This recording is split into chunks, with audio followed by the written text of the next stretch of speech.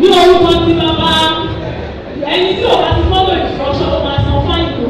Wọ́n ti sọ fún mi bẹ́ẹ̀ ṣe máa ṣe o. Let me repeat myself. Ní orúkọ ti bàbá ẹ̀kọ́ ẹ̀yìn sẹ́yìn. Ní orúkọ ti ọmọ ẹ̀kọ́ ọmọ síwájú. Ní orúkọ ti ẹ̀mí mímọ́ ẹ̀ máa jọ wálẹ̀. Ní orúkọ ti bàbá. Ní orúkọ ti ọmọ. Ní orúkọ ti ẹ̀mí mímọ́. Mọ́mí àti dájú Adébùkún ló jọ wálẹ̀ ẹ máa ṣe àdúrà fún mi. Ẹni wípé lẹ́yìn ó dọ̀bálẹ̀ sí ilé wa kò ní dọ̀bálẹ̀ lòun lọ́wọ́ kò ní dọ̀bálẹ̀ ní àrùn lọ́wọ́ ọmọ wa náà tó ti torí ẹ̀ dọ̀bálẹ̀ kò ní dọ̀bálẹ̀ kó fẹ́ wá dára fún wa lórúkọ Jésù.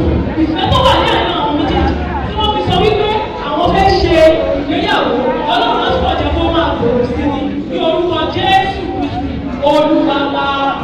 Èmi ò sì ní ẹ̀jẹ̀ o ẹni tó bá jì ó máa sùn fáìn ọkọ ìyàwó ó yá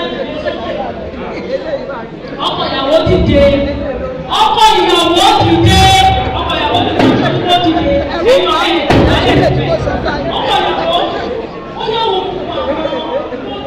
tó dọ̀bálẹ̀ nítorí ta ló ṣe dọ̀bálẹ̀ nítorí ti ẹni sọ sókè kan gbọ́ ó yá dúpẹ́ lọ́wọ́ sọ fún wọn pé wọ́n ṣe é.